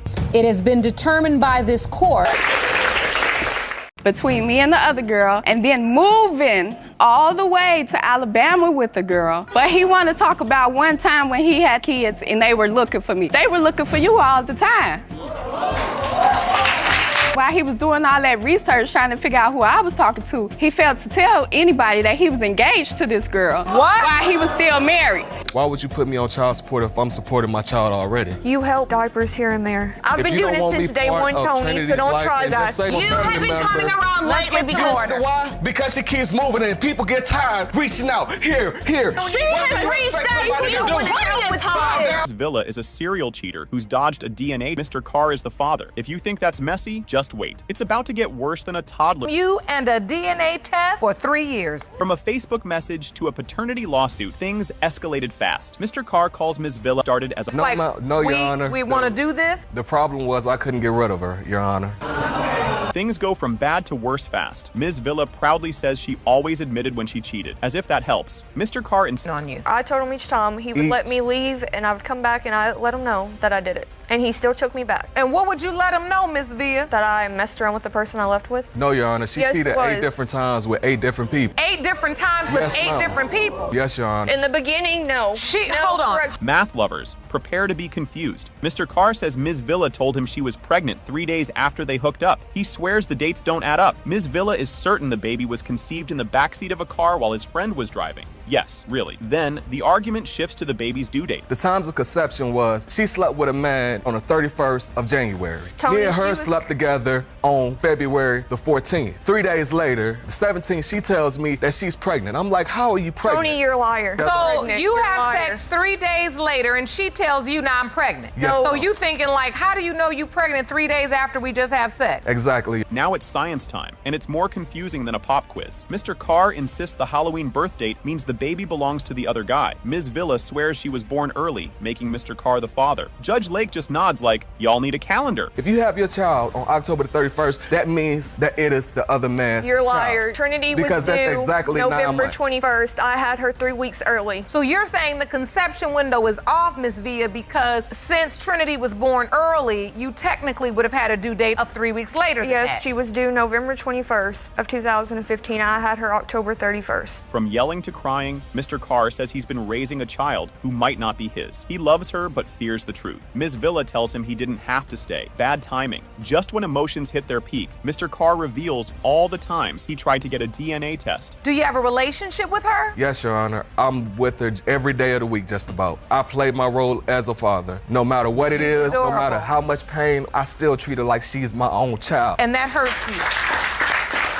Because I didn't deserve that. I didn't deserve to go through what I went through. But you kept taking me back. Ms. Villa dodging a DNA test could be an Olympic sport. Mr. Carr shows proof of her moving cities every time he tried. She claims she moved for the baby, which makes no sense. Then, her best friend jumps in and spills the real tea. So you say she's been running away from a DNA test. I was in Alabama. She was in Tampa, Florida. I tried to hook the cases together. As soon as she received the letter, she moves from Tampa, Florida to Muscle Shoals, Alabama. That's when we stayed together for the little bit that we did. From Decatur, Alabama, she moves from Decatur to Chicago, Illinois. And boom, everything falls apart. Ms. Villa's best friend admits she had a one-night stand during conception time. The courtroom gasps. Judge Lake gives her the "you did not just lie" look. Ms. Villa scrambles for an excuse. But now everyone just wants those DNA results. A couple of times she's complained to me that he has not been wanting it. Why would you put me on child support if I'm supporting my child already? You help diapers here and there. I've been doing it since day one, Tony, so don't try that. You have been coming around lately because... Why? Because she keeps moving and people get tired reaching out. Here. She has reached out to you plenty of times. You could hear a pin drop. Judge Lake opens the envelope. It has been determined by this court. Mr. Carr, you are the father. This case was wild before it even began. Mr. Thompson walked in, hoping to save his 11-year marriage, but things already looked bad. Doubting if newborn Micah was his, he wanted a DNA test, while Mrs. Pate Thompson prayed he was the father, because otherwise things would get messy. Mr. Thompson, you are in court today in hopes of saving your 11-year marriage. Your wife has a newborn, 4-month-old Micah Pate Thompson, who you hope is your baby, but say your doubts are overwhelming. Yes, Your Honor. Their marriage was beyond rocky. More like a crumbling sandcastle, they hadn't shared a room in months, and Mr. Thompson complained about her not cooking, cleaning, or working. Despite the chaos, he still wanted to be Micah's dad, but the doubt was eating him alive. The current status of our relationship it's rocky. We don't sleep in the same bedroom. We haven't slept in the same bedroom in years. We haven't had sex probably in about 7-8 months. She don't like to cook, she don't like to clean, she don't like to work. It's a lot going on, other than Micah. So every marriage is not perfect, but it's a lot going on. Their love story and marriage. It started like a rom-com, but turned into a reality TV disaster. They met in college, and after an unexpected pregnancy, his mom suggested they marry. Their chaotic wedding involved nachos, drinks, and a quick counseling session. It wasn't happily ever after, but definitely what just happened. We met in college. We had a class together, and he sat behind me, cracking jokes, trying to copy off my test. Next thing you know, we were talking and we were together in a relationship. You couldn't see him without seeing me. Mr. Thompson, you met and you were very happy together. Yes, ma'am. You decided to get married. She ended up eventually moving in with me and my family. First signs of infidelity. If red flags were alarms, theirs would be deafening. Mr. Thompson caught her texting other men and started DNA testing their kids. He felt like he was in a never-ending episode of Are You the Father? And sadly, the drama was just beginning. What went wrong was when me and LaToya first started getting into marriage and stuff like that, I had found out she was doing some things that she shouldn't have been doing. Text messaging, meeting up with guys and stuff like that. So when I confronted her, she said it wasn't true. Found out otherwise. I had to get DNA tests on my first 2 boys by her. We married, but every time, while we're in a marriage, and every time you get pregnant, I gotta get a DNA test. Separation and moving on, their break only made things worse. Mr. Thompson moved out while Mrs. Pate Thompson made new online friends, like a full-time job. Meanwhile, he stalked her social media like a detective, and what he found was jaw-dropping. When I left, she said she was gonna work on herself. Me and her had ample conversations. While he was with somebody else. About her working on herself, because she deleted me off social media. I found out she started adding all these other dudes to her social media page. Because you were gone, you were living with somebody else. She didn't want to move on. She said she was gonna work on. Were you all planning to get a divorce? Nah. Yes. When she said she had a job interview in Atlanta, Mr. Thompson wasn't buying it. She ignored his calls, and when she finally confessed the truth, it was exactly what he suspected, and then some. So she goes to Atlanta. Me and my other 2 boys, we went out, dinner, movie, we out hanging out. She called me, I missed the call. Called her back, she didn't answer, I'm texting her. She was texting, but she not calling. She said she in a job interview. It don't make no sense. Why are you texting me in a job interview, but you can't pick your phone up? She was like, well, we went out, and my friend took my phone, and she said, we out, so you don't need to be on the phone. I'm like, man, you married, you got kids, and what woman gonna tell you some trash like that? A second trip to Atlanta and more doubts. The second trip had him in full investigator mode. He checked phone records and found a mystery Atlanta number. Turns out it was a guy. Her explanation? As believable as a cat denying it knocked over a cup. Oh, back to Atlanta the second time. So I was like, okay, once again, I know what you're going to do. So I was like, let me go ahead and let you go so I can compile me a little bit of evidence. In the email, there's nothing in there. One Atlanta phone number that keep popping up. And I researched phone number that's coming back to a gentleman. So when she finally called me, so what you out there doing? I was like, so I'm looking at the phone bill and this one Atlanta number keep popping up and it's from a male. She was like, one of my friends. Yeah, it's a male. Plot twist. He wasn't so innocent either. Mrs. Pate Thompson revealed he was engaged to another woman. He tried to deny it, then straight up admitted it. If bad decisions were a sport, they'd both win gold. Between me and the other girl, and then moving all the way to Alabama with the girl. But he wanted to talk about one time when he had kids and they were looking for me. They were looking for you all the time. While he was doing all that research trying to figure out who I was talking to, he failed to tell anybody that he was engaged to this girl. What? While he was still married. Turns out, Mrs. Pate Thompson first told another guy he was Micah's dad. Mr. Thompson remembered sleeping with her once during that time, but was too drunk to be sure. The question remained, was Micah really his? The point when you found out you were pregnant with Micah. The first person I told was the other guy. The timeline and the way, the conception and everything, I was thinking it was the other guy because I wasn't with Marcus at the time. time. We had sex one time in that time frame. I don't know if it was before the first time she went to Atlanta or when she came back, but she said it was another time. I don't know. I was drunk anyway, so I don't know which time it was. Despite everything, Mr. Thompson tried to be there for Micah. He missed the birth due to work, but later stepped up as a father. However, he never signed the birth certificate. His doubts were too strong. It was a struggle for me to even get her to let me come to a doctor's appointment. And she was just like, I didn't think you want to go because of the situation. At the end of the day, I'm a man before anything, and if I'm gonna be that boy's father, I don't want to miss out on nothing. I missed the birth of the baby because I was out of town for work. You know, I went straight to the hospital. I was watching the baby, you know, doing all types of, the only thing I didn't do was sign the birth certificate. The results were in, and the courtroom held its breath. It has been determined by this court, Mr. Thompson, you are not the father. Okay, so this one was wild right from the start. The case of Lyde versus Ellis is introduced, and right away we find out Danielle Lyde has believed for 26 years that Mr. Ellis is her dad. But Mr. Ellis? Nope, he says that's impossible. Claims her mom was out partying and cheating. The way this man is so confident, oh, he's in for a big surprise. Ms. Lyde, you say that for 26 years you have known only one man, the defendant, Mr. Ellis, to be your biological father, and you're devastated that he is claiming you're not his. You say that Ms. Lyde's mother was unfaithful during your 7-year relationship and that you are certain you are not Ms. Lyde's biological father. Oh man, this part was straight up heartbreaking. Danielle Lyde talks about how rough her childhood was. No dad, bouncing between foster homes, no male role model at all. She says it was tough, and honestly, you could feel the hurt in her voice. But before you can even start to feel too bad, Mr. Ellis comes in with some next level nonsense. I didn't really have a relationship with Mr. Ellis. Growing up, it was just me and my mom. I've been in and out of group homes, foster homes, no male role model in my life. It's been hard. I had a long, hard life growing up. When you hear her talk about her life without you. Now this was the moment where everyone watching just collectively sighed. Mr. Ellis says he doesn't believe Danielle is his daughter because she's too light-skinned for him to be the dad. He also says her mom was disappearing for weeks at a time, so obviously she must have been with other men. Oh buddy, the logic here is as thin as a single piece of toilet paper. I'm not her father. I mean, her mother, she disappears weeks at a time, out there partying. Look bright as she is. I mean, I ain't no doctor or nothing, but I'm pretty sure two people this color ain't gonna make no baby this bright-skinned. I mean, she was practically white. I don't feel like that's correct because my son was white with black hair and blue eyes. I'm not white. I don't have blue eyes. At this point, we enter full-on mystery mode. Mr. Ellis claims there was already a DNA test done years ago, and according to him, the results were crystal clear, 99.9% not the father. So naturally, he stopped paying child support and moved on with his life. But hold up, because here comes a huge twist that makes this whole situation even messier. When I was away, her mother called child support on me. They came and took the DNA test. You got the results back? I got the results back. It was 99.9 that I wasn't the father. So I showed her the paperwork. So wouldn't you want to keep some kind of information or record so if I did grow up and I had questions, no, I would would not. Hey, I would not want to keep that kind of information. If you thought this was just a simple case of he said, she said, get ready to upgrade to he said,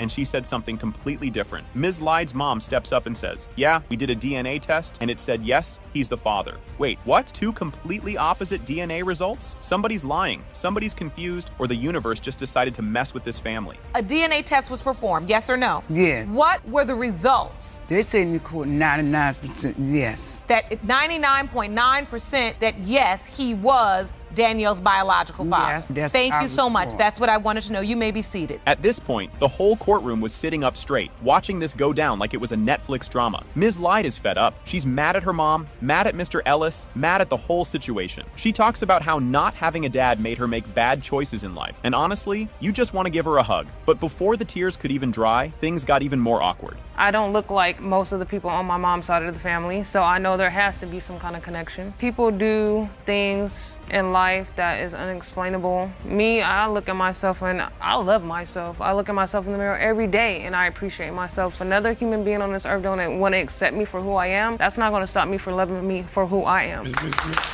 You ever hear someone talk about their life and just think, dang, this person has been through it? That's what this moment was. Danielle explains how not having a father made her struggle with self-worth and relationships. She says she never had that dad to guide her and help her know what a good man looks like. And if you thought the drama was over, nope, now enters Grandma Ellis with some things to say. I feel like if I had a male role model You know, I wouldn't have to go out there and experience things I experienced looking for love in a man. Like, I should have had that firm man connection bond to where I know what to look in a man. Being with your dad, father-daughter dances, you know, just having that role model I can call on when I'm going through something, or just an extra shoulder and support to cry on. This was the part where you just wanted to yell, "Oh, come on now." Mr. Ellis's mom, aka Grandma Ellis, takes the stand and says she never believed Danielle was her granddaughter. Why? Because when she saw baby Danielle, she was too big and looked 4 months old at just 1 month. Oh, and also, some neighbor told her something about Danielle having a brother. Yeah, because obviously neighbors are the most reliable DNA testers, right? When I first saw the baby at a month old, she looked 4 months old. And from what I had heard from my son, her father's a great big man. What I heard from my neighbor, she has a little brother that she and the little brother were like twins, and the grandmother, Miss Lyde Seniors, brought the baby over in the house behind mine every day for a week. Just when you thought things couldn't get pettier, this happens. Danielle brings up a moment from when she was 10, saying she ran into Grandma Ellis on a trolley and introduced herself. And what did Grandma say? "Get out of my face or I'll smack you." Oh, the audience gasps. But Grandma swears she never said that. It was a real somebody's lying. But who moment? I was 10. I want to introduce myself like, you know, I'm Mr. Ellis's daughter. On my face or I will smack you. What? She's lying. This little girl slid up, teenager. She said, "Hi." I said, "Hello. Do you know me?" I said, "No." "Should I? I'm your granddaughter." I said, "No, you're not." I said, "I know who her daddy is, and you're not gonna put that on my son." And they're both lying. At this point, even Judge Lake was like, "All right, what the heck is going on here?" She lays it out. Danielle has been told her whole life that Mr. Ellis is her dad, but he says he has proof that he isn't. Yet nobody has actually seen this proof. It's like a detective movie, but with way more yelling and family drama. And finally, we're about to get some real answers. Her point is she's been told her whole life you are her biological father. You say you had proof that she was not. End of the day, Mr. Ellis, you're saying that she's 99.9% not your biological daughter. And Ms. Lyde, you're saying he's 99.9% your father. And that's where the mystery is. Because I'm 99.99% lost and confused. A lawyer steps in to try and explain how something this messy even happens. Turns out, child support cases can be super confusing, and sometimes the system straight up messes up, like, "Oops, we told you to pay for a kid that's not yours. Our bad." The expert basically says, yeah, it's possible that a mistake was made here. Oh, and speaking of mistakes, we're about to find out if Mr. Ellis made a big one. As a family attorney for the last 17 years, stranger things have happened in family court. Child support is not for the mother to waive. So even if Mrs. Lyde's mom said, you know, we're on good terms, I'll waive it. You can't do that because the Department of Child Support Services is there and they're involved. And they're gonna enforce the order if, in fact, the father is the father and there's enough income to enforce this order. You could feel the tension through the screen at this moment. Judge Lake pulls out the envelope. Everyone holds their breath. And then, boom, the DNA test says, "It has been determined by this court. Mr. Ellis, you are the father." Whoa! I don't believe it. I knew it. Yes. Boom. Ha. Buckle up, folks. This case is about to take us on a wild ride. The judge announces Luttrell vs. Leaks, and Ms. Luttrell is here to find out who her real dad is. She hopes DNA will confirm it, but something tells me it won't be that easy. Ms. Luttrell, you filed your case because you say after a lifetime of confusion of not knowing who your biological father is and receiving no help from your mother, you are now hopeful because you believe you have finally found your dad. Imagine meeting your dad for the first time. Crazy, right? Ms. Luttrell confirms she's never met Mr. Leaks. The judge asks if she's ready, and she nervously says yes. You can almost hear the dramatic music. Yes, I believe that I found him because I did a DNA test through Ancestry.com. And you have never met him? No, I've never met him in person, face to face. Are you ready to see him for the first time? Yes, I'm really excited. I really would like to see him. Jerome, will you please escort Mr. Leaks into the courtroom? Ms. Luttrell's mom gave her 3 different stories. First, dad left for cigarettes and never returned.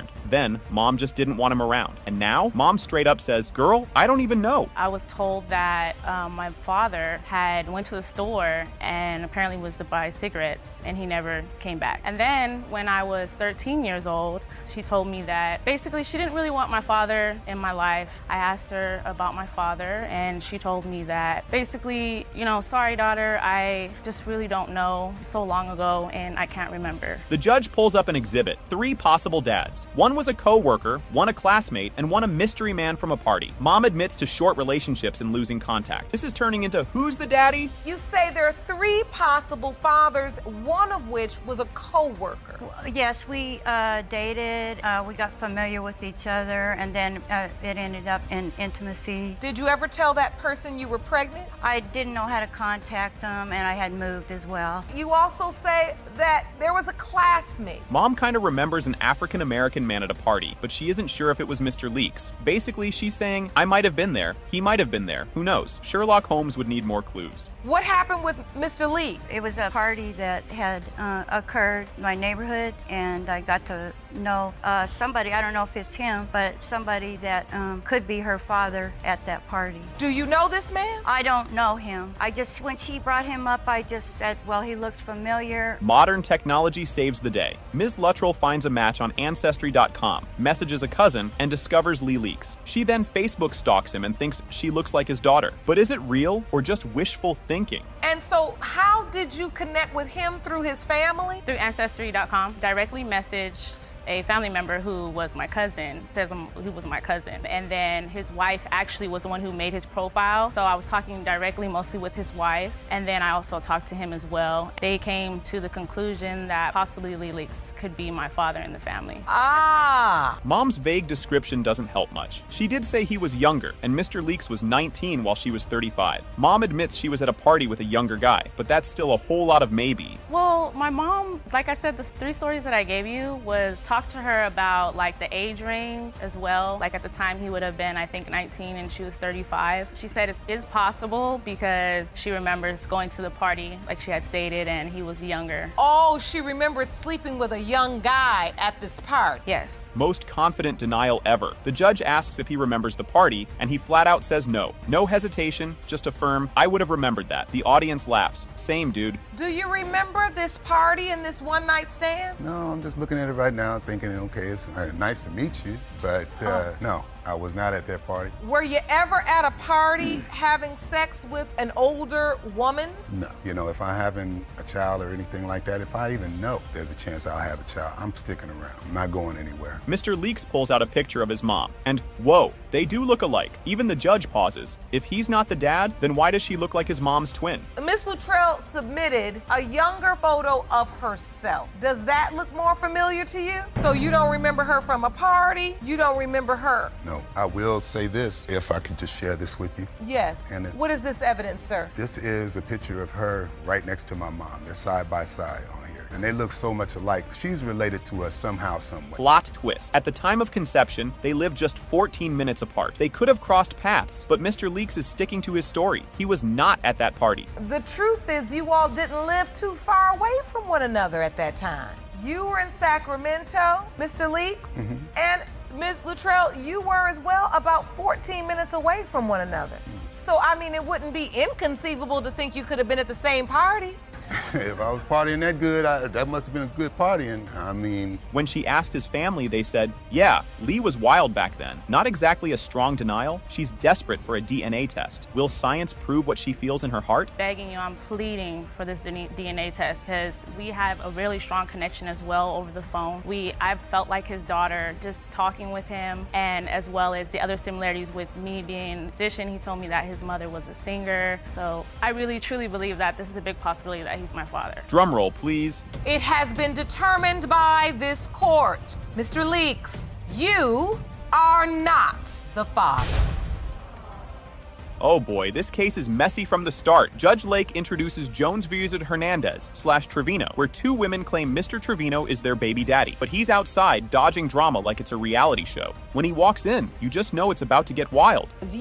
He's just standing there like, I just want the truth. But Miss Jones is not having it. Buckle up, it's gonna be a long ride. He's denied her back and forth. He says, I'm not the father. You have not been there. My family and I have done a lot. Keyword, your family. Now it gets weird. Mr. Trevino pulls out a doctor's timeline like he's solving a crime. He claims he doesn't remember being with Miss Jones then, and she claps back, of course you don't, the way he's stumbling. She might be right, but she's about to take it up a notch. Now you claim you went to a doctor's appointment at some point in June, around the 18th. Yes. And you're thinking back to that week in March, the estimated dates of conception. I don't remember being intimate with her around that time. Judge Lake tries to bring in some feelings, reminding Miss Jones she once loved Mr. Trevino. She admits it, but quickly adds, he was also a hot mess. The emotions are flying. Because he's the charmer. I was always intimate when he Oh, now wanted. you don't remember. The spiteful lie boom. Miss Jones admits she once told Mr. Trevino Miss Jones used to party and date married men. She's like, I was single and living my best life. They're throwing accusations like it's a roast battle. But hold up, there's another woman about to join the fight. Now Trevino questions if Hernandez's baby is his. His reason? She got dressed up every time he left for work. Oh, and the baby has a hairy back, but he claims he isn't hairy. Hernandez is like, dude, I'm Mexican. We're just hairy. This logic is next level ridiculous. Judge Lake has had it. She tells Miss Jones she can't complain when she once told Trevino he wasn't the dad. Then she tells Trevino to quit playing detective. The courtroom is holding its breath. Time for the big moment. Now, when you get so angry at a man, I'm gonna hurt you the way you hurt me, and I'm gonna tell you that this child isn't yours, because he then starts to act like child isn't his. You're right. Here we go. DNA results. Surprise, surprise. Mr. Trevino, you... Ms. Tucker is trying to prove Mr. Hunter is her father after her mom dropped a DNA bomb on her 10 years ago. She thought another man was her dad, but that turned out to be wrong. Mr. Hunter has been dodging DNA tests like it's an Olympic sport. Miss Tucker, you believed another man was your dad until a bomb was dropped on you 10 years ago when your mother admitted that the defendant is your biological father. You opened your case to prove to Mr. Hunter that he is your dad. Ms. Tucker is desperate for answers after growing up thinking the wrong man was her father. He told her over the phone in 5th grade that he wasn't her dad, like a bad customer service call. Now she just wants the truth, but things are about to get even messier. I opened my case because for these last few years, I have been trying to get Charles to do a DNA test with me. I scheduled a test, he didn't show up, and it's just a lot of confusion in my own mind, and it's very traumatic to me. I'm trying to figure out if he's my father or not to close this chapter in my life. Mr. Hunter says he was told 30 years ago he wasn't the father, so he left town for 15 years. Now he's back and more confused than ever. But wait until you hear the next twist. Who her father really is. What is your response? I want her to find out who her father really is also. You don't believe you are? Well, I had doubts because her mother told me that I wasn't 30 years ago, so. You hear your daughter speak? Yes, Your Honor. Express her pain?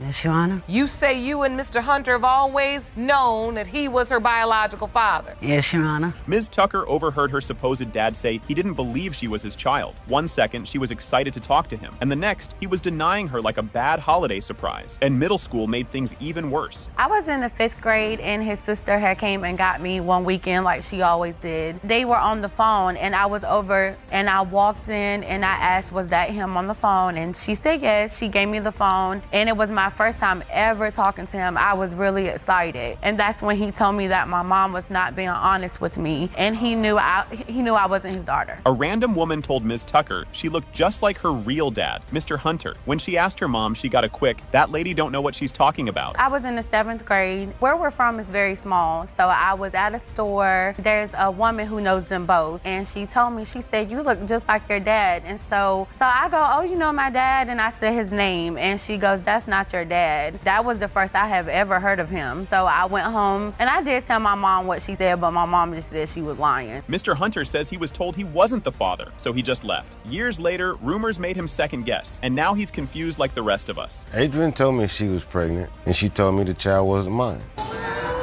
She told me she was pregnant. She said the baby wasn't mine. I left and I got my life together. And I stayed gone for 15, 16 years. I came back to North Carolina hearing rumors that she was mine. So what am I supposed to do when someone tells me I'm not the father? I move on with my life. Middle school drama at its peak. Ms. Tucker got called out of class to meet a man claiming to be her father. Spoiler, it was Mr. Hunter, and she shut him down real quick. I was in middle school. The young woman that is like his daughter, I guess he was there to pick her up. This was the first day I ever saw him. And he told me who he was. He was my dad. That's what he said. So what? That's what he told me that day. Said the other man was my dad. And just so happened, my mom still said no. And then we see him. I guess he had just moved back to town. Ms. Tucker's aunt spilled the tea in the car, revealing her mom wasn't telling the truth. Her mom sat there looking guilty while everything unraveled. I was 23, and we were in the car with my aunt, and I just was talking about some things that I wanted to do, and my aunt made the comment to my mom that she had not been truthful to me about who my dad was, and she needed to tell me the truth.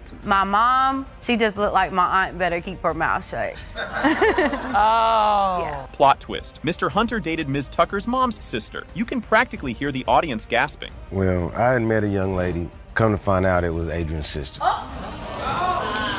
And I thought that about that. So you slept with her sister. Did you know this? This has nothing to do with my sister. When I came back to North Carolina, Adrian wouldn't to me, she wouldn't talk to me, she had nothing to do with me. That was the reason why I felt she wouldn't talk to me. Drum roll. It has been determined by this court. Mr. Hunter, you are not the father.